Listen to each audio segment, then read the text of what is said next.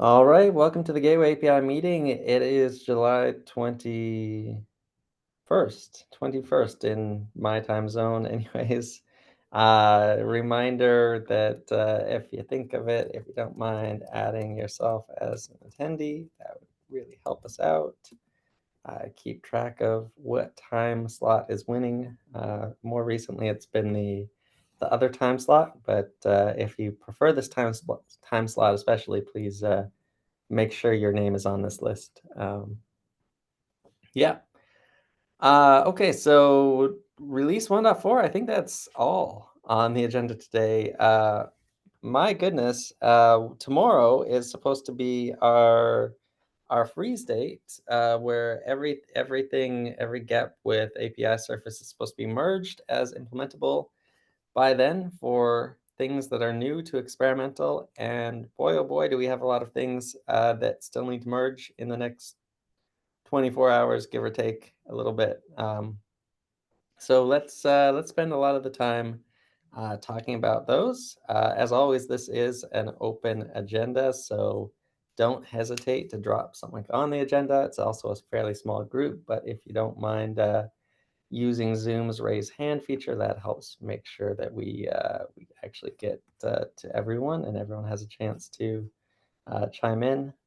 Yeah. I will mention before we dig into all the PRs that are open and probably would benefit from some discussion. Uh, there are some things that are graduating to standard that we'll be discussing. We don't really have as much clarity towards that. It's not so much when things merge. It's more that you need to have at least uh, three implementations passing conformance reports before anything can graduate. And realistically, unless you're working very closely with at least three implementations, you likely need to, get that moving pretty quickly if you haven't already. So backend TLS policy in particular feels like one that is going to be tight, but I know there are at least a couple implementations that are pretty closely involved. So hopefully it's not quite so bad. Yeah, okay, so let's jump in. Auth. This is Auth Z, but this is really, I should be more specific. This is copied from a previous one, but this is the great big east-west Auth proposal. Lior, you're here. Do you want to give an update on current state? Yeah, sure. So yeah, there's some things that had been split to doc, and the recommendation has been ported back. But yeah, this gap um, had to go into a lot of details and a lot of comparison between different implementations today, and also different approaches we could take. Yeah, not sure like what kind of updates do we only care about is status or like the actual technical stuff here. I think that from just looking at very quickly, like literally in the last couple of minutes at this PR, it feels like Flynn dropped a pretty big comment on this 19 hours ago. Yep. I think Yeah, that's probably um, where yeah. we're I at. just I just got off a call with him because this meeting time is too late for him. But yeah, I agree that that is pretty significant. Flynn's concerns are, I think, understandably that I think his comment summarizes it well. But one of the things that I think really stuck out to me in discussing it with him was that historically in Gateway API, one of my points was we do have to start somewhere here. And it's going to be difficult to get something like perfect on round one. So maybe we just uh, go in with the expectation that there's going to be a round two, that there's going to be an alpha two, for example. And does that make it a bit more manageable?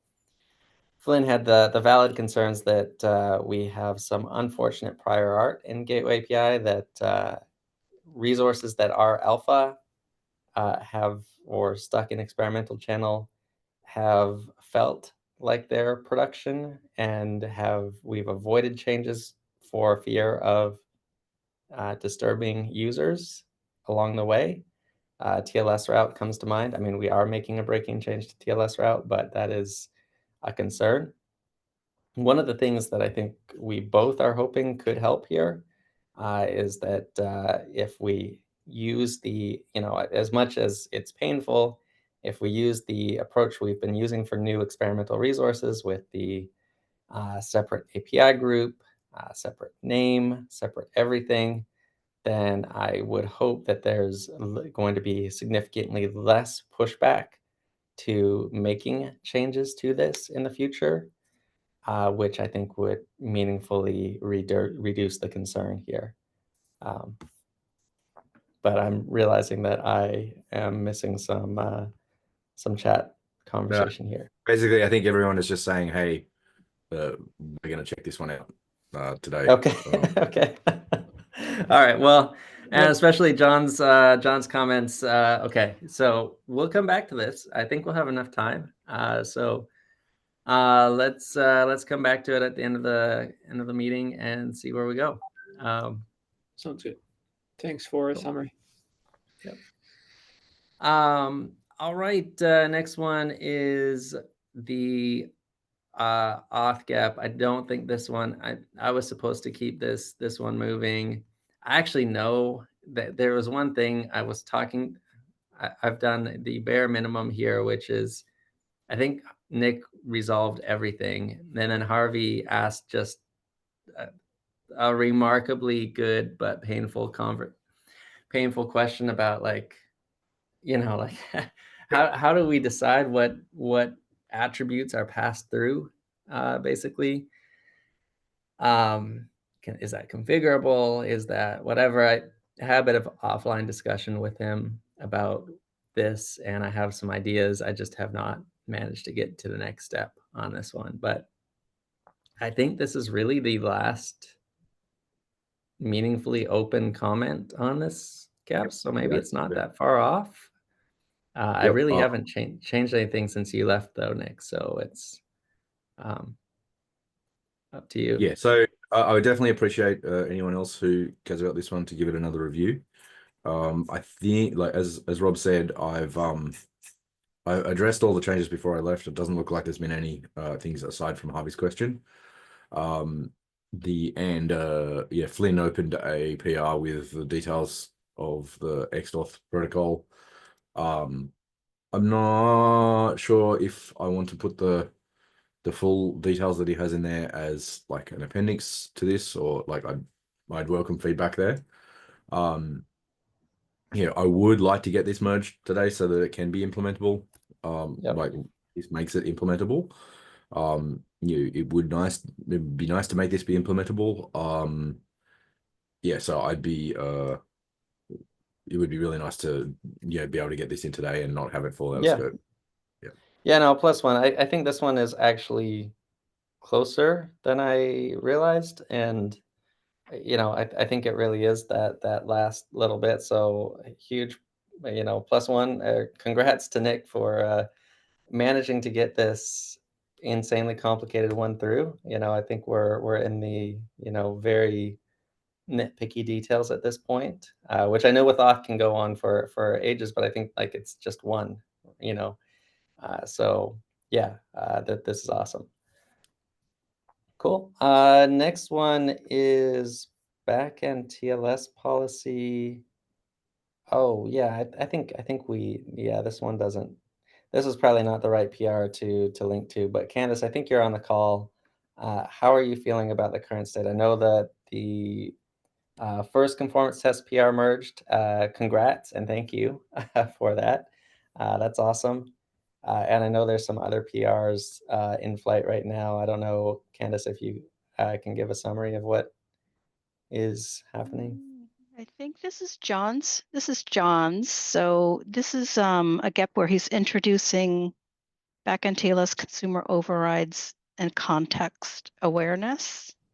Yeah, that's like a follow-up that I think is fine for the next release. So I think this particular link is not the right one for backend TLS policy.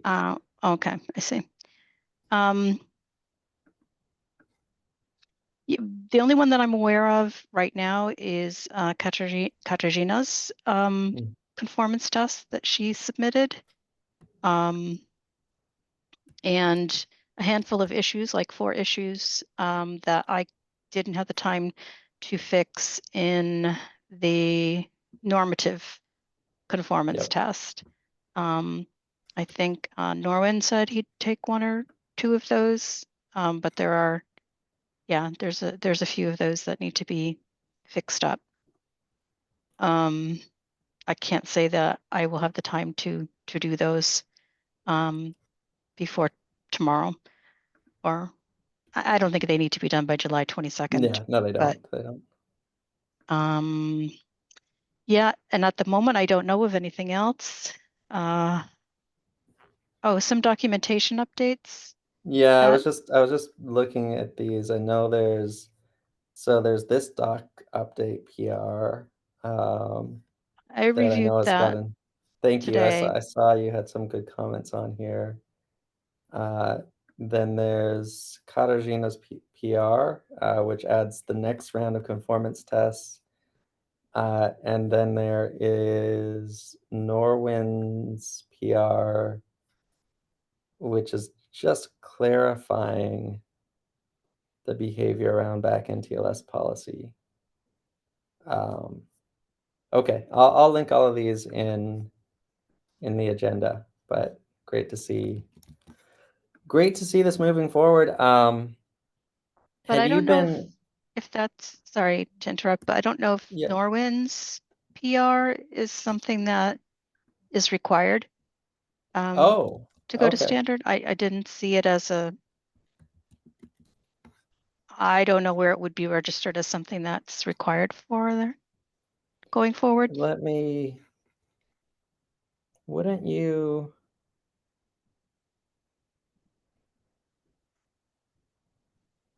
I mean, it feels like it'd be very nice to have at least. For something to be GA, we really do want to have edge cases like this worked out. I think this is fairly small. But yeah, if this is the one thing that holds it up, then yeah, that's a decision we can come to at that point. But I think the other ones are probably bigger. Cool. Okay. Well, that's good. Promising. Have you been running these tests against any implementations? Candace, I think, were you running against Istio? I was running against Envoy Gateway. Okay. Have not run it against Istio. I think John said that he had run it and it worked, but I'm not Okay. 100% sure. And then Norwin has been, running against Airlock, I think. And so maybe we might have 3 passing implementations. But we'll see. Okay. All right. Anybody else on the call who wants to run it and let me know what happens with it? That'd be great. I'll also post that in Slack. I'd love to run it on Cilium, but we haven't implemented it, so there's no point. I know Katarzyna is trying to run it against GCP, but that is in parallel to trying to implement it at the same time. So it is a tricky thing to do, but hopefully soon. Cool. Okay. Next one is client cert validation. We had a bunch of discussion in Slack, in GitHub, and everywhere that my very biased view of the world is that my suggestion is correct and everyone else is wrong. But there are 2 proposals here, and Arco did a really good job summarizing the proposals. Proposal 1 is basically the proposal that it represents the APIs that exist today in experimental channel. And this involves having client cert validation specified per listener. And proposal 2 suggest maybe we should pull that out and put that at kind of a per gateway per port level, which in most cases is going to mean a single gateway. And sorry, losing the lights like to auto dim in here. Okay, I can see again. And yeah, so my concerns with the API surface as it exists today is that the per listener configuration is going to interact very poorly with the connection coalescing issues that we described in the last release cycle. There is a way.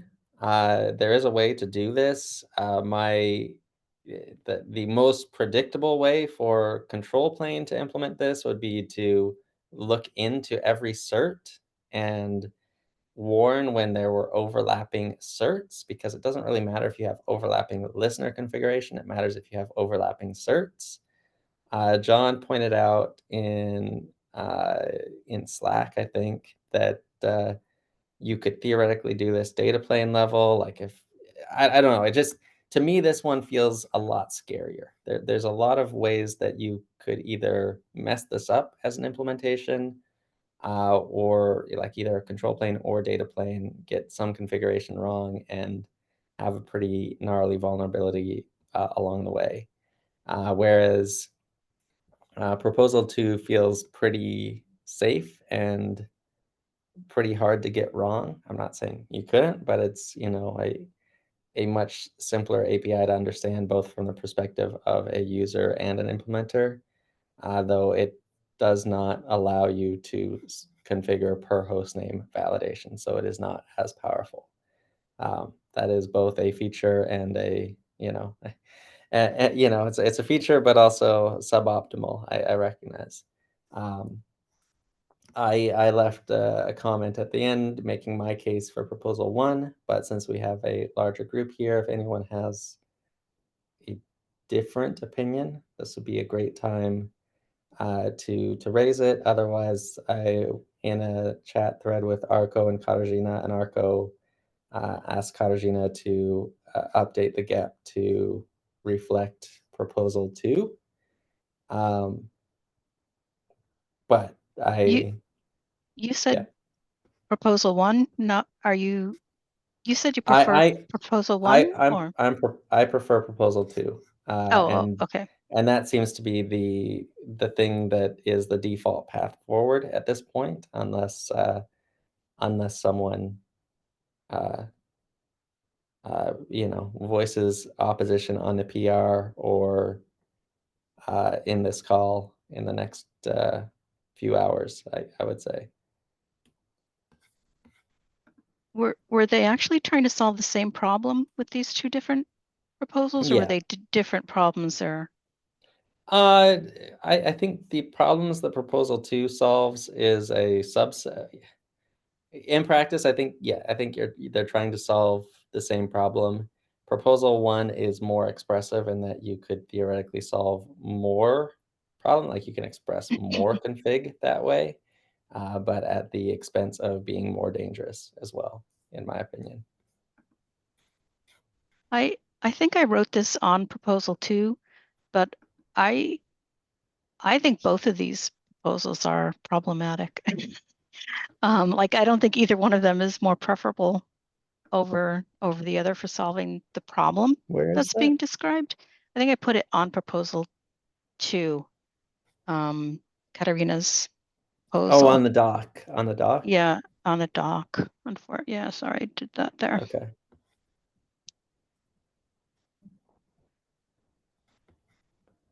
Or maybe I did in Slack. I don't know, but yeah, no, there's been threads everywhere for this, so I don't know. But maybe if you can summarize your concerns, I don't know.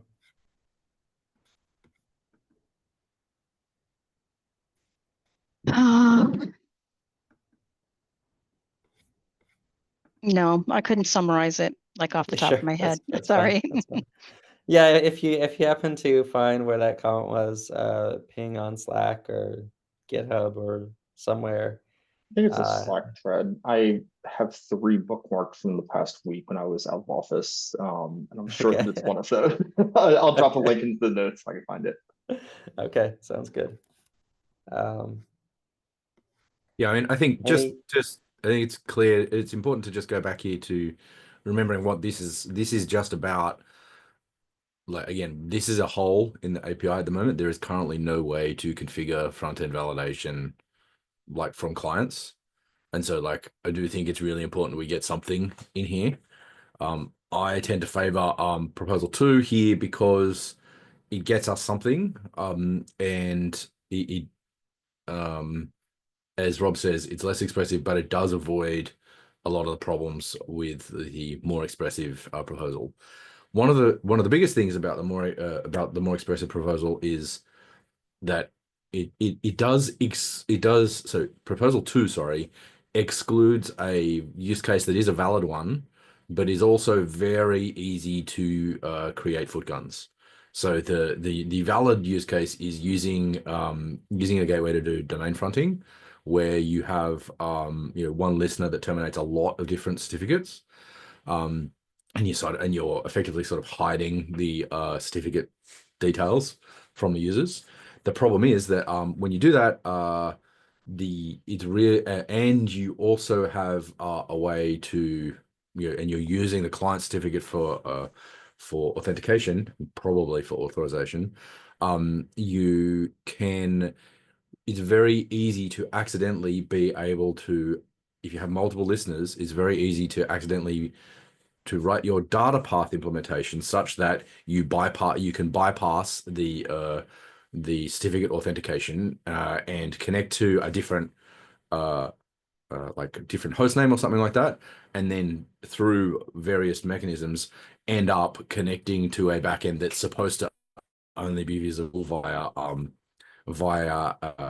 a listener that has client authentication turned on front-end validation. So that's the sort of the thing that we're trying to avoid here, is making it easy for people to accidentally, or for both implementations and users, to configure client certificate, like to configure requiring a client certificate, and then for that to not actually to be completely easy to bypass, well, not easy, but completely possible to bypass if you have specific config on another listener on the same gateway. That's the thing that Rob and I are really worried about. And so that's the reason for that we both tend to favor proposal 2, is because we spent a long time thinking about that, because of connection coalescing and a bunch of other stuff. And so we think it's really important to make sure that we stop people from that particular footgun, not because we think it's that easy to do, but because if it does happen, the outcome is so bad. Mike? I was just curious if you happen to know offhand if the valid use case you're trying to screw up is one of the cases that Knative has a need for, and if so, if Dave has been able to have a look at this. That's a very good question, and I have not seen Dave comment, and I have not looped Dave in. So So yeah. I know they've been doing like programmatic things with many listeners, many certs, things like that. I wouldn't.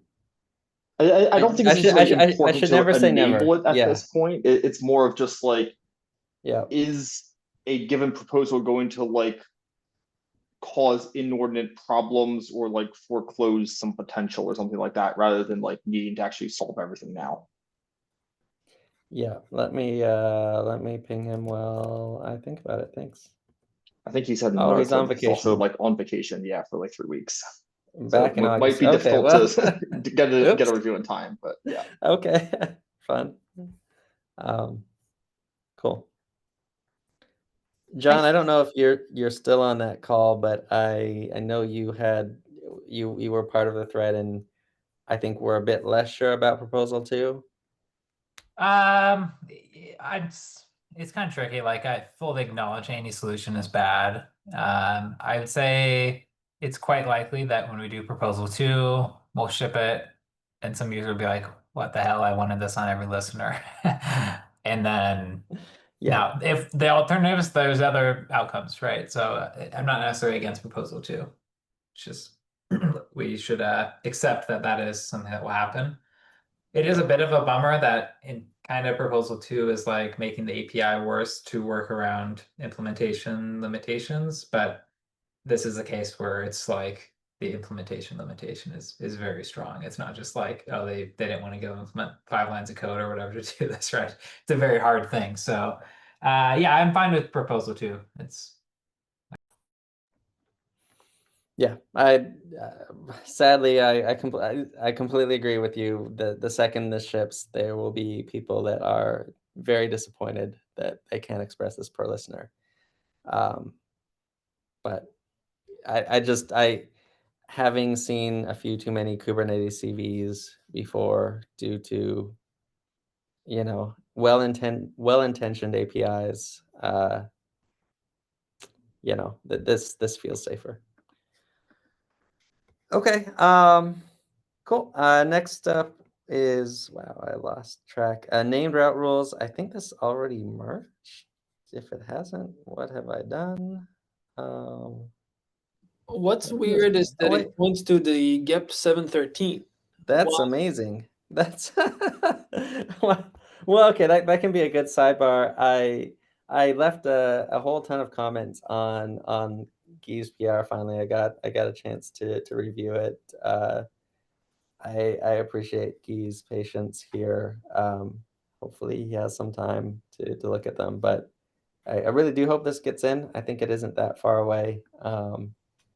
But yeah, as far, I do think the named route rules thing is in. I thought I saw that merge. I think so as well. There was That's where I saw Yes. the merge, yeah. yeah, Yeah. Yep. also a PR. Yeah, I think. Yeah. Okay, Yeah. okay, cool. All right, so that's fun. Support features. I don't know. Is Becca isn't on the call. Leo, you have an update? Yeah, I mean, we talked after the previous meeting. We talked as well offline with Flynn.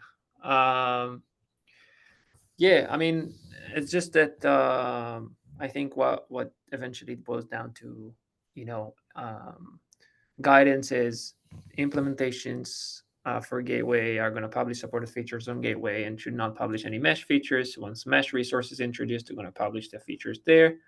Regards to the conformance machinery, we initially proposed, and I'm still in favor of that. I still hadn't get into conclusion, but like to have some kind of a field on the report, whether it was manually provided or not, because as a conformance reviewer, it makes easier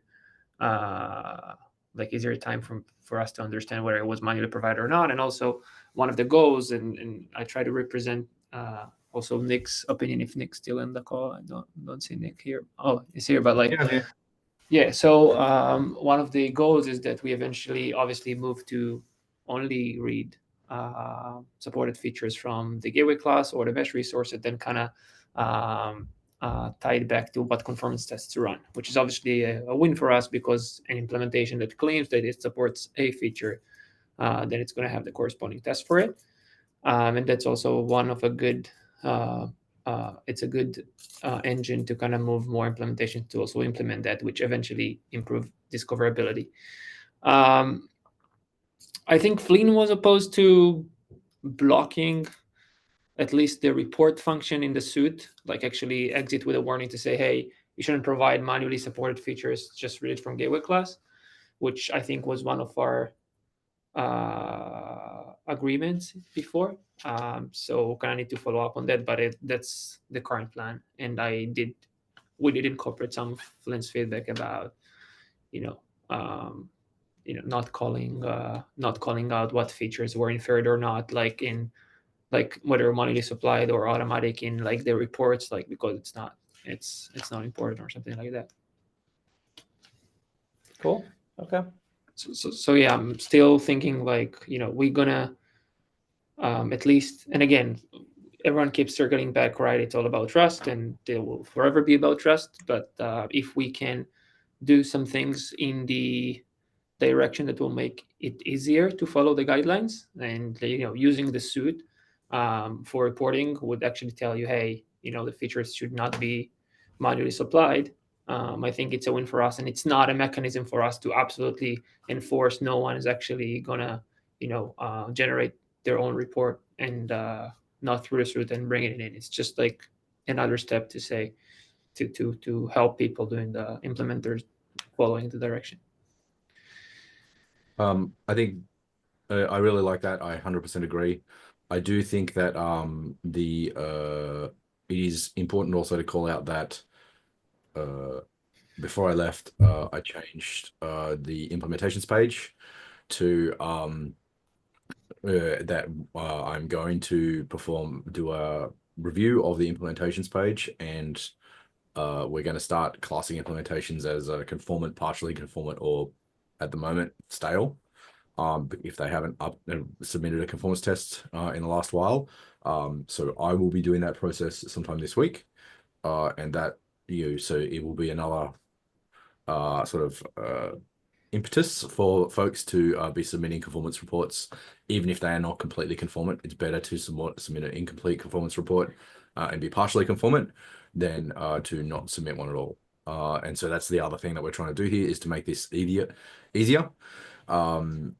To make this easier for people to understand, and to make it so that implementations page has implementations that are actively being worked on, and that are, if you see something on the implementations page, then it's a real thing that that is actively being worked on and has not sort of had a project announcement and then not been followed up. I'm not saying anyone has actually done that, but I want to make sure that that is not a thing that can happen. And so that's there's also a couple of other upstream policies that we are almost in violation of at the moment that I want to avoid us becoming in violation of. And so that's another way that's the other reason I'm doing this. Yep. Yeah, this is great. I am, I think this is long overdue. So I'm excited to see this one get through, and acknowledge the hard work people are doing to get to conformance status in Gateway, and drop off the many stale implementations that exist on our page, because I think one of the things I've heard pretty consistently for people that are trying to use Gateway API is that it's very overwhelming to pick an implementation. And if we just made that easier, and one of the low hanging fruit there is just, highlight the ones that are conformant and remove the ones that are stale, which this is working towards. So cool. All right. What's up next? The default gateways, Flynn, there's been a lot of good feedback on this one. Flynn, when I was talking to him an hour or so ago, said he would be working on an update that would be pushed this evening to address outstanding feedback. So hopefully that one means this is still on pace to get into 1.4. But there's, you can continue to leave feedback, but update is still coming later today. External gateways. This is one that Flynn ran out of time for in this release, but we found someone who can do a portion of it in this release, and so I still haven't completely given up on this one. If you remember, this GEP basically proposed two things. It proposed it proposed many things, but if you have broad brush strokes, there's one place which is kind of a mesh resource where you define kind of a cluster trust bundle or a trust bundle that you should use when connecting to a mesh. And then second, the actual protocol of how you connect to a mesh in kind of a generic way. And I think Flynn realized that second part is going to be very complicated, I guess you could say. But the first part does seem broadly useful and not that complicated, knock on wood. So gonna try and see if we can at least fit that part of this GEP in to this release. We'll see, should have an updated PR out by end of day on this one as well. So yeah, that's all. I think if anyone's open to staying a bit longer to discuss Auth-Z, I think that would be useful. But also, if there are other open items we want to discuss, that's fine too. Cool. All right. John, I think you mentioned you had some thoughts, but you were on a call earlier. I don't know if you're still on a call. Yeah, no, I'm good now. I didn't hear anything. We talked about this. So if you could give me like a 1 sentence summary. I've read the whole gap and everything. Just Yeah, of what yeah. we talked about today. Yeah, I mean, I think, I talked to Flynn. You probably have talked to Flynn as well about this. He left some good feedback at the end, but I really was trying to throw this into something that can be actionable, because this is, we're already past release scoping here, and just trying to find some variation of this that makes sense as a first attempt. It may be that we get some feedback, we try it out, and we say, hey, this just doesn't work. That's fine. But trying to find some relatively small variation that we can try something with. One of my big concerns with Gateway, or Gateway for Mesh specifically right now, is that it's not really, if we say that one of the core goals of Gateway for Mesh, or that the initiative is to allow Mesh users, or the majority of Mesh users, to be able to use portable APIs, they can't really do that for most Mesh things today, or certainly not Auth.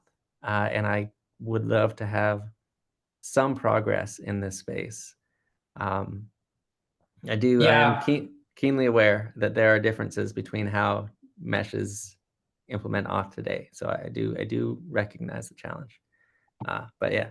Yeah, ahead, my John. overall thoughts is just so when you brought up actually really good point. That is a very intuitive definition of the goal of Gamma, and maybe I'm alone in this, but that's actually not how I perceive the goal of Gamma to begin with.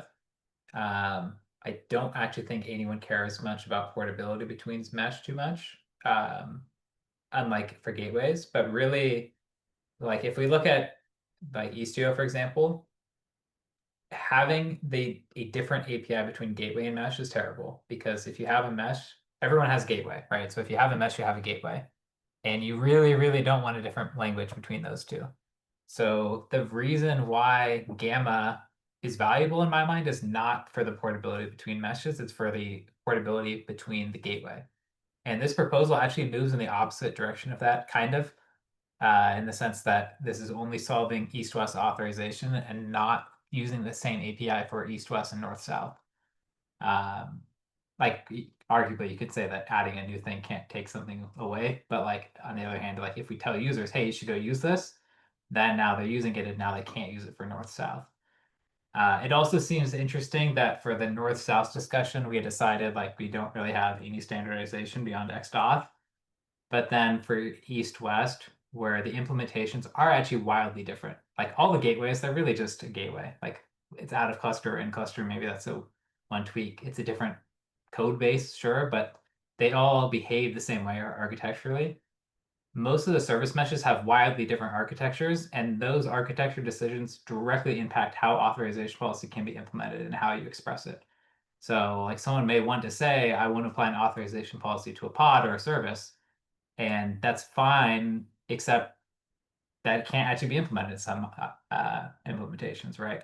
And so adding like this abstract concept doesn't work when the actual primitives aren't the same. You know what I mean? Like when we deal with issues with gateways not having feature parity, it's like they just didn't have the code internally in their project to behave that way. Typically, it's not like their fundamental architecture prohibits this API from making sense, right? But we have that with mesh authorization. So I know I just dumped like 5 things, but my overall thoughts is kind of aligned with Flynn. Like I just don't feel like right now, at least, this is something that is going to be beneficial for the projects and for its users. Yeah, I just have one comment, just one question before maybe Rob had want to respond for this. But like, I think what you're saying implicitly means that, if let's say we were to put this aside, we were to focus all of our efforts on gateway auth and not even auth right now. Basically, what you're implicitly saying is that we have to solve gateway and mesh together, where this comment actually echoes, okay, let's solve gateway, like north-south auth first. But like solving north-south auth first would still give users two different APIs, one custom API, like vendor API, one non-vendor API, and it would still be unuseful for them. Whereas, by the way, this proposal do actually draw, like based on your feedback actually previously, draw the kind of connection, or like at least planned or possible connection with targeting gateways as well, with the same API. Obviously not in scope for this phase, but it doesn't like leave a vacuum and say, okay, we're going to solve this problem once we get it. Yeah, just a small comment. I didn't want to relate to everything, but yeah. Yeah, I'll chime in. I think that the disconnect on the goals of Gateway for Mesh is actually pretty significant in terms of what it is we're trying to do here. If the goal is how I understood it from John, which like I don't think that we've been clear on it, so I think any interpretation is valid, and certainly I trust in the interpretation from John. I think you were like one of the OG mesh leads. Okay, so like I trust your judgment here. Yeah, just to be clear, I wouldn't say everyone thought the way that I thought. We all came in and said we want to do this. I don't know necessarily that we all came in to want to do it for the same reasons. Sure. Yeah. It just like it feels like if I take your description, it feels like, well, are we done? Like, I mean, what else is there to do, really? I'm not saying like maybe that's an extreme, but like it feels like the interpretation, if I take it too far that way, or maybe not too far, is that everything we do for Gateway should hopefully work okay for Mesh, but we're not doing anything for Mesh, right? We're just making sure the things that we do for Gateway for North-South just happen to work all right for Mesh, or maybe not just happen, but we have some effort to make sure they work reasonably well for Mesh, but there's not really any kind of Mesh first design. Is like, am I understanding that preferred direction? Like that's a good derived statement from what I said. I don't know that my statement was actually accurate enough to that is true as well. Like it's very possible that someone else would come up with something and I would like it with Mesh. So yes, it's probably right, but don't call me a hypocrite if I say otherwise in the future. Okay. Yeah, I guess I was one who came into the Gateway for Mesh perspective with a different, perspective on trying to democratize, or no, that's a overused word, but in trying to make Mesh more accessible, more portable, more common, more, whatever. And the idea that, hey, maybe if we have Kubernetes APIs for Mesh, then maybe that helps every Mesh out because it feels more like a part of Kubernetes. I don't know. Yeah, I would really love to see some movement towards a place where the vast majority of Mesh users can just use Kubernetes APIs, and specifically Gateway API, to configure their use cases and not really have to think that much beyond it. But I think this requires some more discussion with Mesh leads, because it's a pretty foundational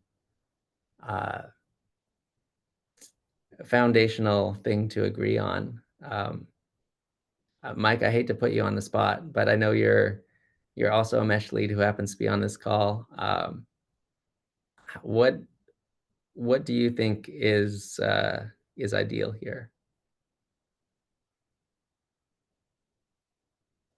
Or you were on this call?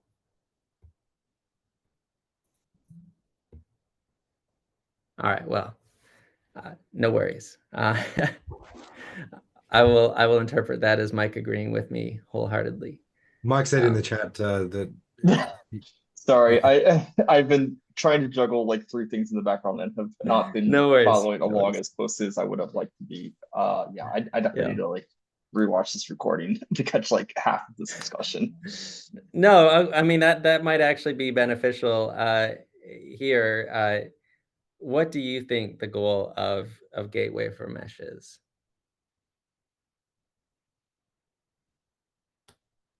That if you're able to respond. Yeah. So like I think that one of my primary goals is to reduce the learning curve of like what you need to do service networking in Kubernetes, like regardless of what implementation you're using. So similar to Gateway API for Ingress, like if there are a set of resources that, yes, have extension points specific to some bespoke functionality offered by various implementations, but like the core of what you're doing is achievable with like a common like language, then that makes it easier and more portable for users to pick up. And if they're working with Linkerd on one company and then they move jobs and have to use this to go somewhere else, then they're able to transfer those skills and not have to like relearn an entire system from scratch. So like that is one of the biggest familiarities. The point that John had about like in Istio's case specifically, the like ingress and east-west using common routing mechanisms, that made a lot of sense to me as well. Some of the other motivation, like I guess like back to the first one, like some of the motivation originally came out of the like SMI spec effort of like similar motivations of like, can we have a common way to write this behavior that is portable across multiple implementations? Obviously like Istio was never really fully on board with that, and there were some issues with like having that as a translation layer where like it really ever reach its potential because it was never able to do enough. So like I think there is a valid use case for having a gateway API for mesh surface that is large enough that it covers like 2/3 to 3/4 of what you'll want to do for like most mesh networking. I don't think it will ever cover everything. Yeah. I do think that like I would like to see it solve auth-z, because I think that's kind of like one of your pretty core primitive functionalities that you will find yourself needing to do very early on in your mesh adoption. Yeah. And Yeah, no, I fully agree. I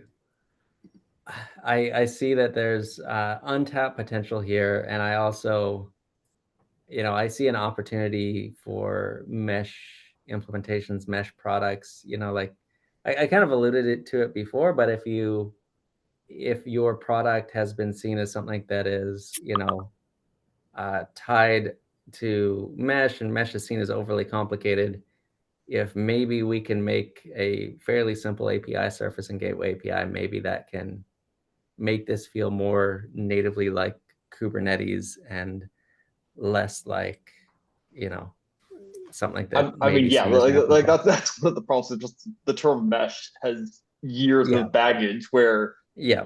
I've talked to so many people like at KubeCon, they're just like, oh no, I don't want that. It's too complicated. Like, Yeah.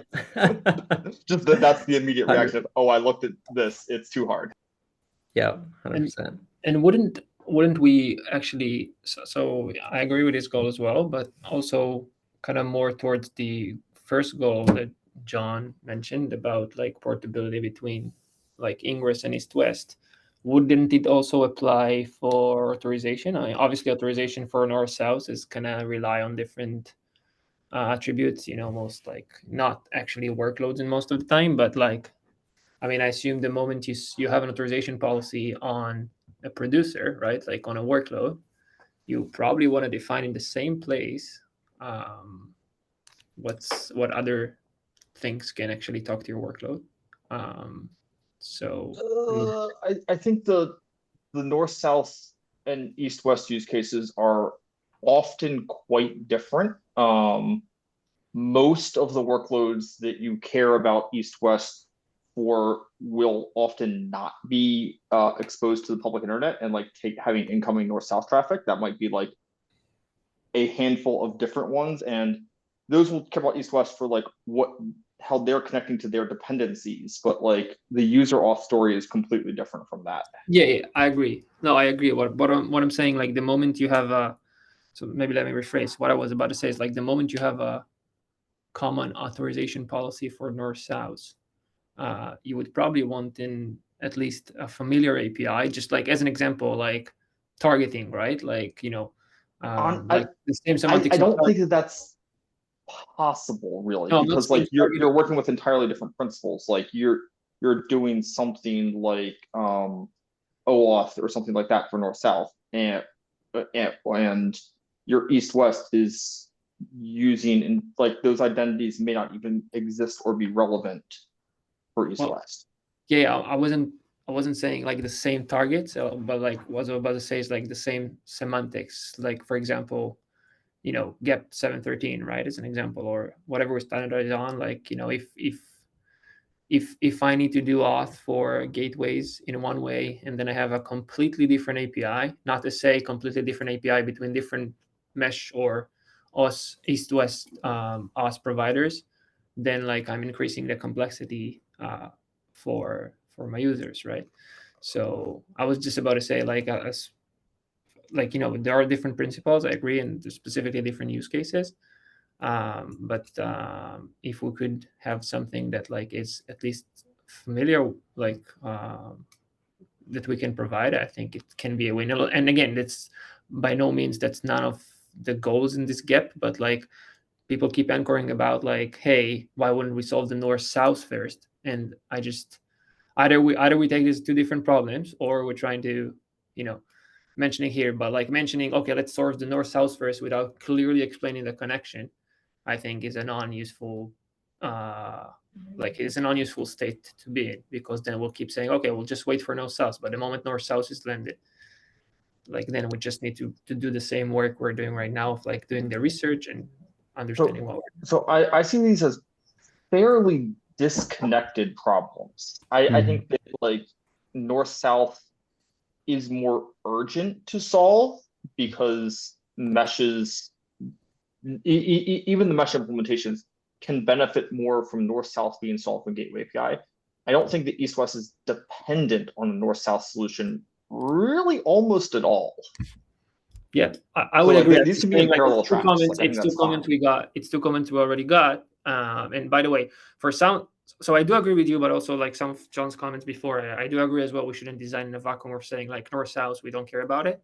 But I'm just saying it's already two comments that we got about let's first solve the north-south. And as you say, it's completely orthogonal problem. So I would rather not like anchoring on this status of like, okay, let's not move forward because we need to solve the north-south first. So I want to do a time check here. We've got some good comments ahead, and so I think everyone gets one comment left. I just want to remind everyone, this particular issue, I think it was like the top most voted thing as something people want in Gateway 1.4. I do really want to get it in if we can. I've been talking to Flynn about some changes that would make it, make sense to him, and maybe there are some others, but please, if you haven't had a chance to review it, please do that. This is experimental. This is going to have an X prefix. This is like, people are not going to confuse us for being a stable thing, but let's at least try. I'm really concerned that we're going to get stuck in this like analysis paralysis of, well, we don't have this and we don't have that, and like everything blocks everything else, and we're just forever stuck because we don't have one side and we don't have the other side, and like we just never move, right? I would rather start somewhere, find out that we're completely wrong, and do a alpha 2 or alpha 3 or whatever, than not have started. I think that's one of the potential advantages of this switch to a new experimental channel. Like, well, not new, but like a more pronounced experimental channel, is that it's more obvious that things are experimental, and if we get them wrong, we can get them wrong. Yeah, but with that, I think, John, you were up next. I went next to go first.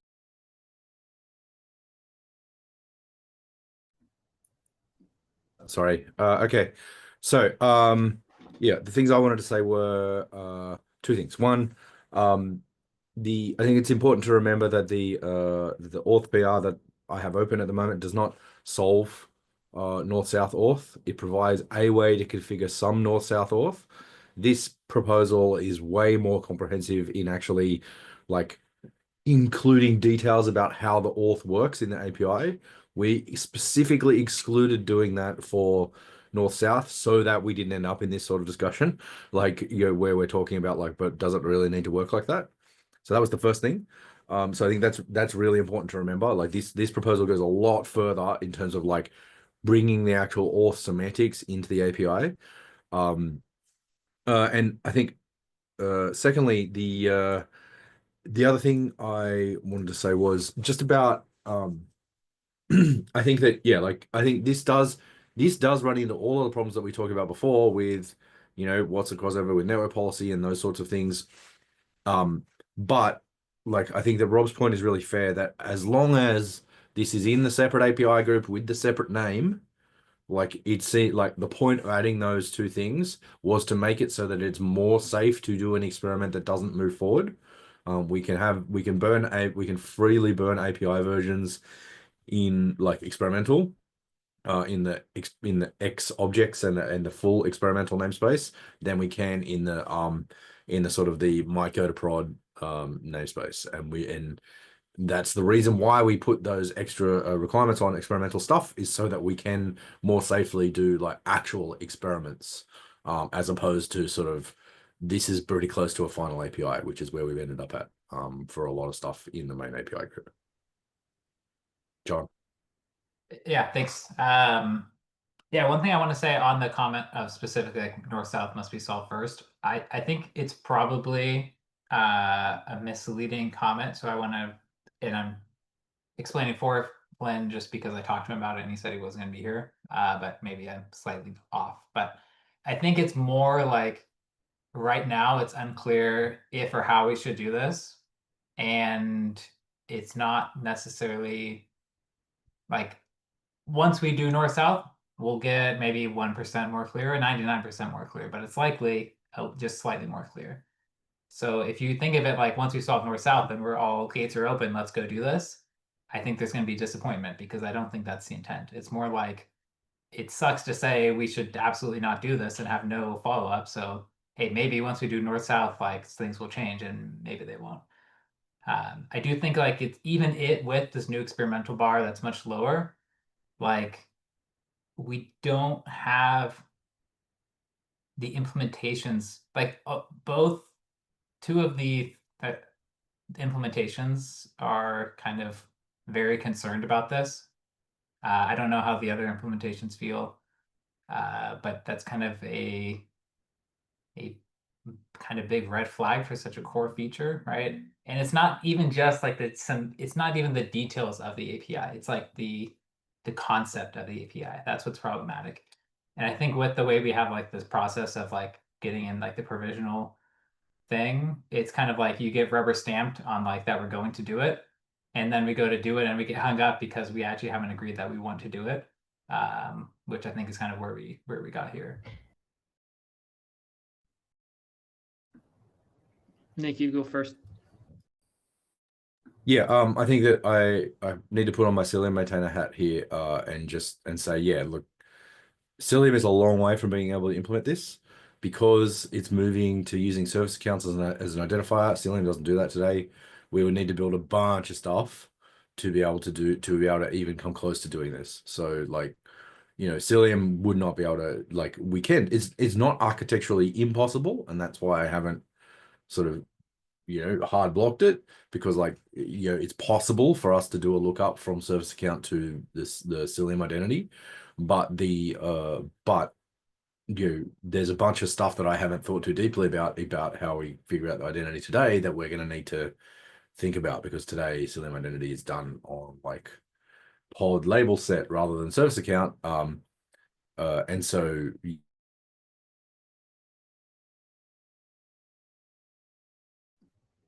Yeah. Did I lose? Am I the only one who lost No, Nick? I lost him as well. No, we lost him. hang on. Yeah, so that's weird. Hi. Can you Yeah, hear me? yeah, you're back. You're back. Weird. Okay. Yeah. So what I was just saying is, yeah, like today we don't support service account, and it'll be a bit of work that I don't actually know how much work it will be for Cilium to support service account. So, like, I know like Cilium is not a full service mesh, but it absolutely already has east-west authorization in the form of Cilium network policy, and so like there'll be, you know, there's a reasonably, you know, a not insignificant amount of work for Cilium to support this current proposal. It is not architecturally impossible, but I would sort of rate Cilium in the same bucket as Linkerd here, as like, oh, like I don't know how much work it's going to be to implement this. So like I can't guess how long it will take Cilium to do this. Nick, I don't want to derail the conversation. Just a quick question, because one of my research there, you have this annotation of service account that is pre-populated, and actually, I think you have some kind of a guide where actually let you use it. I mean, not saying you're using it in a specific direction or like pod lookup or not, but I think I did find some pieces of the code where actually. So yeah, like populated. there's probably some stuff in there that lets you do it.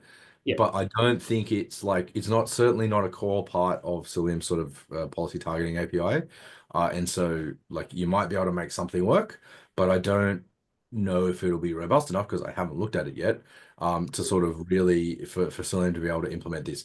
And I guess that's where I'm at a bit too, like in sort of similar to John, is that it's like it's not that I think it's not impossible to do this, but I think that sort of like, and that's why I sort of come down on the, hey, maybe having something experimental might be okay, is because like I actually don't know if we'll be able to implement it. But having something experimental would mean that we could try and see what happened. But yeah, like I do agree with John that if we do something experimental, like it's going to be important to accept that just because it's experimental doesn't mean that it's not going to require like a breaking substantial change or like a complete architectural change, right? Like if people try to implement it and they can't, then we need to be ready for people to like, you know, to come back and say, hey, like, you know, like I can't actually implement this. We're going to have to do something different. But yeah, I just want to. I think I will also add a small comment, which I guess at least this is what I see the view of the world is. Maybe I'm wrong, but like eventually we also need to kind of solve problems that users want, right? Obviously, everyone has its own products, its own motivations, whatever. But like, you know, the problem that I have is like, you know, we keep.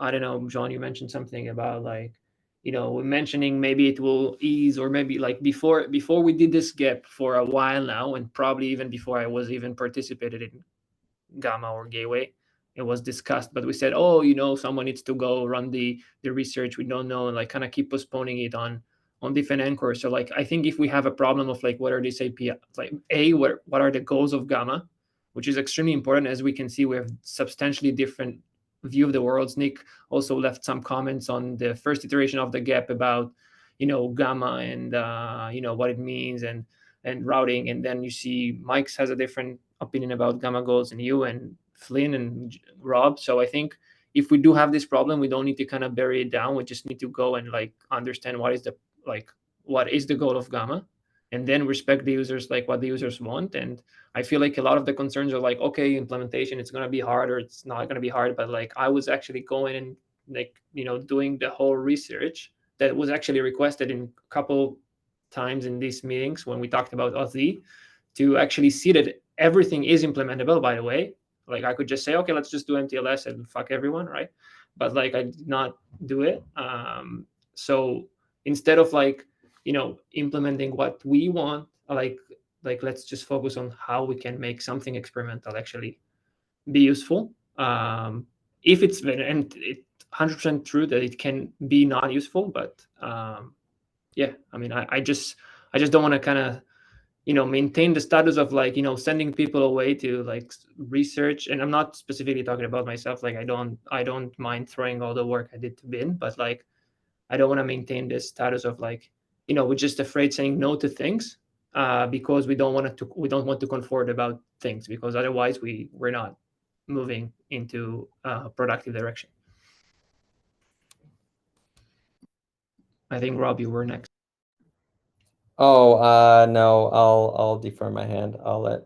Yeah, I Try am him. curious about the user comments, because one of my concerns with this whole thing is that I have never seen a user request this, and I don't see how this is useful for users, and nothing in the writing suggests it's useful to users. The only benefit that seems to be is for implementations that want to use an API that's defined by Gateway API for all their policies. And that to me is not a compelling reason. So that's what I've had a concern. It's not about whether things are implementable, by the way. I know Istio could implement this. It's about, if we implement Istio, does it better serve our users, or are they screwed because now they have no freaking clue what to do because they have all these policies and they work in this case, not in this case. And this one attaches here, this one attaches there. Right, that's my concern. I know we could implement this. That's no problem. I may just live in a bubble, but the bubble I live in, we regularly get customers that don't want to be locked into any single project or vendor or something like that, and so portable APIs are blocking requirements for them. I don't know if you have the same, but that is very beneficial for users and customers that don't want to feel locked in. I struggle to believe that is true. Like having worked at the Google Service Mesh team, the portability that Google Service Mesh customers want is to open source APIs, which they view as Istio APIs, because Google Service Mesh is so tightly tied to Istio. I struggle to see a demand for that to not be an Istio API. And I know that there are people who want it to not be an Istio API, and that I know that that's not driven by customer requests. I'll agree to disagree on some part of that. I think we're both aware of some funny motivations, but I do think there are legitimate customers asking for legitimately portable APIs. Yeah, and I would just add a small comment about the amount of questions about how can I use my mesh with Gateway API, even to to the Google product, like the customer request I'm at least visible to is not small. Maybe it's just a trend. Maybe it's because every KubeCon we keep talking about Gateway API. I don't know, but it's not as small. It's actually not small amount of people. Mike. Yeah, that's because you guys have a product stance that is to use the Gateway API as your API. Other products that have a stance to use Gateway API plus their own APIs don't have that issue because people don't have an issue with those APIs, right? Yeah, like no one has said that it's reasonable for an implementation of Gateway API to exclusively use open Gateway API ones, right? Everyone has and should have extensions for their own things. Right, but I'm not specifically talking about auth, to be fair. Like I didn't, to be fair, actually, I did not receive any customer request about, hey, how can I do auth with Gateway API? So just to be completely transparent, I did receive talked with different people over KubeCons, but like to the point of like, we do get people of like, oh, how do I use Gateway API for doing something that's already available with these two APIs, like, routing, whatever. And why would they want to do it? Not necessarily because of the description you mentioned about, okay, I just want to interrupt with north south. It's because some people, some organizations actually do like this feeling of their portability, even if it's more of a perception, even if we say, Istio is like widely portable because it can run on every cloud, whatever. People do come after Gateway API, and I see it for many cases that are available in Gateway API as well. Yeah, and John, I would just add one point here. I don't think anyone, including Google, is trying to build a product exclusively on Gateway API. I think that, you know, what I've seen is even gateway focused products are building their own extensions. You can think of Envoy Gateway as a product that is technically exclusively on Gateway API, but has probably more of their own proprietary API surface than they do Gateway API at this point. I imagine that's going to be very common. What concerns me about the Gateway for Mesh story today is that we're lacking the ability to do something so basic and so table stakes as east-west auth. Like, I'm not trying to say that what we have in east-west auth needs to be, you know, the most complete, the most comprehensive. It probably shouldn't be. But if it represents a portable bar that is good enough for a majority of users, that seems like it's likely helpful. But I do recognize we have gone well over time here, so I think we can call it around now unless anyone has any final comments to wrap up and continue the discussion on Slack or GitHub. I just think like the final kind of thing to wrap this up is that like we can do whatever in experimental, and we can maybe like if we can get to a point where we design something that is compelling, then I think we need to keep in mind that like it won't move out of experimental to standard it like without support from the implementations. Like even if this is the thing that every end user is demanding, if we have no implementations willing to actually implement this, then like it won't graduate. So I think that's kind of just a really important point to keep in mind, and that we really need to be cognizant of. And personally, like I would like to see that like at least two. I'm kind of like the three major implementations in my mind are like Istio, Linkerd, and Cilium.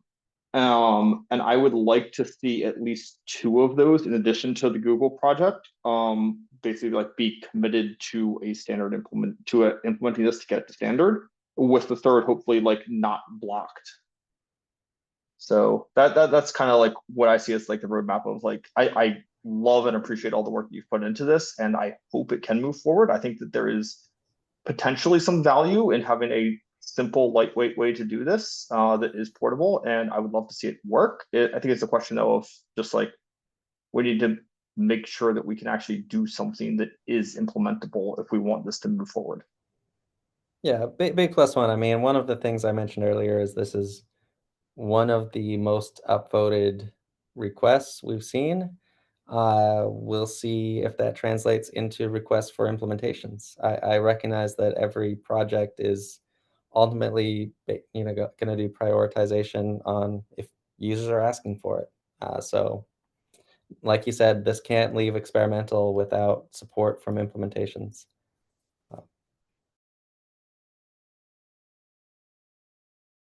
Cool. All right. Well, thank you, everyone. Good discussion. Appreciate people staying over, and we'll talk to you online. Bye-bye.